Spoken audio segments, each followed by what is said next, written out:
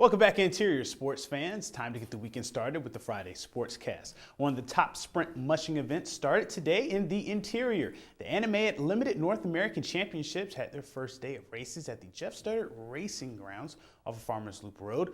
Greg Zurich, Pam Chamber, and Don Brown are leading the 2-dog ski drawer, 4- and 6-dog classes so far. This is 8-dog class action here. Evelyn Beater was the first musher in and posted a time of 34 minutes 37 seconds for second place. Carl Earhart was the second to finish, and he has a 36:08 time, good enough for fourth. Defending champ Jerry Woods passed Mike Tesner on the back end to finish in third place at 34:53. But Karosh Partel had the top time today after finishing second in the 6-dog class. He cruised to a 32:32 finish and is the 8-dog leader despite the warm temps.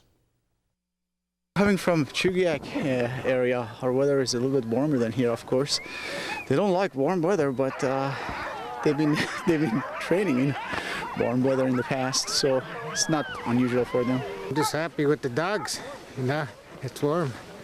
They know the trail now, so should be good. Another tough day tomorrow. Hope it cools down a little bit.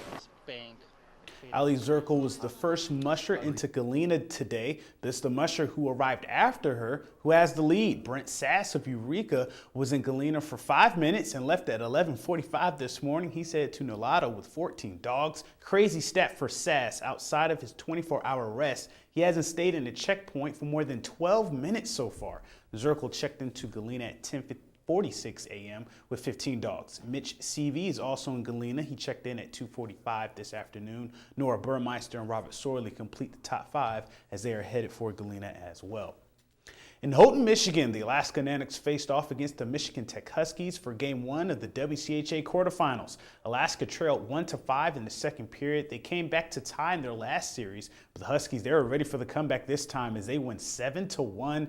Tyler Morley scored for Alaska. The Nooks need to win Game 2 on Saturday to force a Game 3 on Sunday.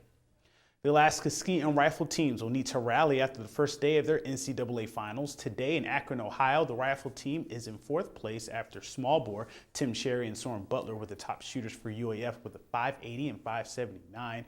West Virginia is first, followed by TCU and Murray State. They will shoot air rifle tomorrow. In Colorado, UAF's Anatina Marxette was the first CCSA skier in the 5K race. She placed 14th overall to lead Sarissa Lammers and Nicole Baith for UAF, who also placed in the top 25.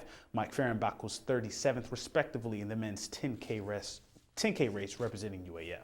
In the second round, the Aurora Girls Tournament pitted the number 2 Hutchinson Hawks and number 3 Galena Hawks. It was a classic as we go to the hardwood. After a series of runs from both teams, Galena led 37-26 at halftime, led by Romeo Harris, who had a game-high 24 points. In the third quarter, Hutchinson outscores Galena 15-4, erasing an 11-point deficit. They tied it up 41-41 on a Tia Titus 3. She had 10 points. Hutch was up 48-47 with 20 seconds left and missed a free throw.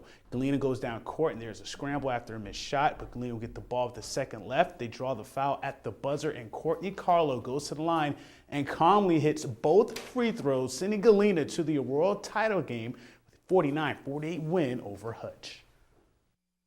I just got back to all the free throws we did in practice and just like try to zone out the crowd and everything. And just focus on my follow through and my shot. That water definitely calmed me down. I know that my team was going to be there for me, whether I made them or not, and that just soothed me. I can't think of a better way for a senior to ice a game going into the championship. All credit to Hutch. That was Alaska girls basketball at its best. And in the other girls semifinal, number 1 seed Valdez took on number 5 Alson, who in Alson they beat Monroe in the first round to advance to this game. The teams traded buckets in the early going, but Valdez, they went on a 15-0 run and led 20-5 in the first quarter. Bobby Mott was hot. She won a solo 7-0 run, and she had 20 points at halftime. Shelby McCann, she led Alson with 10 points as the Ravens tried to make a run, but the Bucks continued to feed Mott, who was as sweet as the applesauce. She finished with a game-high 32 points as Valdez wins 58-32 and go to the Aurora title game against Galena. It felt pretty good. I was super excited from the beginning. We all were pretty hyped, and we just wanted to come out and kill it. We always start off slow. We just want to come out and do like we did today and just not start off slow and just kill it. There were some pretty incredible plays in this week's I-5, but after counting the votes, the people have spoken. The play of the week comes courtesy of Lathrop senior guard Gabriel Howard. Despite a 2-point loss to Wasilla last Friday night, Howard gets a steal and goes coast to coast, sidestepping defenders on his way to the hoop for the score. Gabe Deuce Howard's steal and coast to coast play is the play of the week. To pick the next POTW, watch the I-5 Interior Top 5 plays on Mondays during the weekend recap. And that's it for sports tonight. Thanks for watching. Mike Schultz is next with your weekend weather forecast, and we'll catch you next time.